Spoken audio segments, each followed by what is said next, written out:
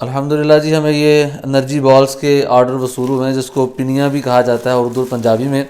ये आधा किलो की पैकिंग का ऑर्डर है। ये दो आधा आधा किलो के पैकिंग के ऑर्डर हैं, और ये किलो की पैकिंग का जो है ना वो ऑर्डर है। और अल्हम्दुलिल्लाह ये वज़न भी हमारा जो पूरा होता है, बल्कि वज़न से ज़ायद इसमें मौजूद होता है, जैसा कि आप देख सकते हैं। ये मैं वज़न करता हूँ अभी। ये तकरीबन ये 572 ग्राम इसका वज़न है इस डब्बे का। इसी तरह इस डब्बे का जो आधा किलो का है, ये इसका भी तकरीबन 566 ग्राम है। और इसके अलावा ये डब्बा देख लीजिएगा, इसका भी वज़न तकरीबन 573 ग्राम है। ये आधा आधा किलो की पैकिंग है, और ये किलो वाली पैकिंग है, तो इसका वज़न भी चेक कर लेते हैं।